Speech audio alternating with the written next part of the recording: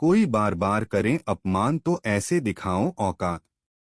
आचार्य चाणक्य कहते हैं कि जो एक बार अपमान सहता है वो समझदार कहलाता है, जो दो बार अपमान सहता है वो महान, और जो बार बार अपमान सहता है वो मूर्ख कहलाता है। आचार्य चाणक्य अपनी चाणक्य नीति में बताते हैं कि बार बार अपमान का घूंट पीना मूर्खता की निशानी है। दरअसल आपको बेइज्जत करने वाला आपको परेशान देखकर खुश होता है और इसे अपना मनोरंजन का हिस्सा मानता है। ऐसे में आपको खुद पर काबू करने की जरूरत है। जैसे बदबू सिर्फ सड़े फूल से ही आती है, खिले फूलों से तो आसपास का वातावरण भी खुशबू से महक जाता है। बिल्कुल वैसे ही दूसरों का अपमान करने वाले दरअसल नकारात्मक लोग होते हैं, जो आपको भी नकारात्मक करना चाहते हैं। शून्य से शुरुआत कर शिखर तक पहुंचने वाला शख्स कभी किसी को अपमानित नहीं करता है। ऐसा सिर्फ वो लोग करते हैं जो किसी एक क्षेत्र में थोड़ा बहुत नाम कमा लेते हैं और उनका ईगो आसमान पर होता है। इन लोगों की बुद्धि अविकसित होती है और कोई इन लोगों पर भरोसा भी नहीं करता है। ऐसे लोग अपने ईगो के चलते ही एक दिन सीधे गड्ढे में गिर जाते हैं।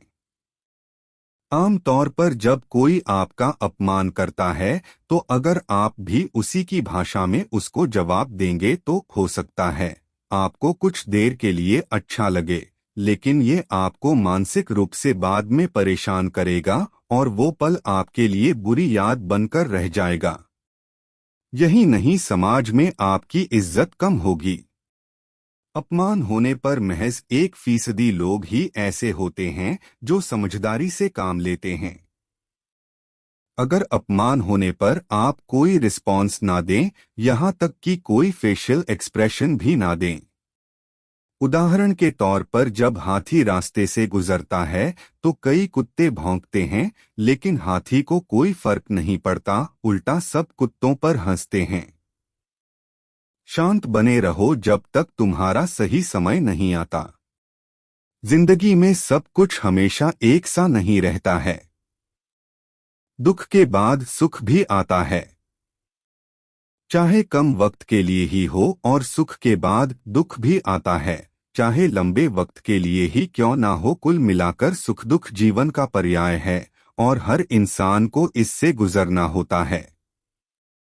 जीवन की सच्चाई है कि बुरे वक्त में इंसान अपनी सोचने समझने की शक्ति को खो देता है और मान लेता है कि उसके जीवन में अब कुछ अच्छा नहीं होगा। मगर क्या ये सोचना ठीक है? आचार्य चाणक्य के अनुसार 5 चीजों का ध्यान रखें तो जिंदगी की हर परेशानी को आसानी से दूर कर देंगे। बुरे ख्यालों को मन से निकाल दें। जिंदगी बहुत कुछ सिखाती है। दरअसल ये दुख ही हैं जो जीवन का सच है। ये संघर्ष करना सिखाता है, आगे बढ़ना सिखाता है। तो संयम और आत्मविश्वास से काम लें। सफलता बस कुछ ही कदमों की दूरी पर है।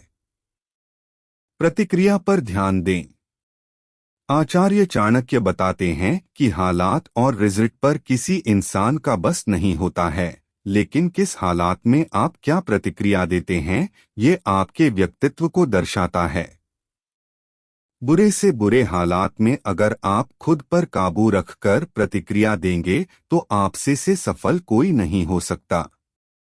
बुरे समय में भी अवसर तलाशें। आचार्य चाणक्य कहते हैं कि अच्छा और बुरा समय एक ही सिक्के के 2 पहलू हैं, इसलिए बुरे समय में भी जीवन को बेहतर बनाने की वजहों के तलाशें।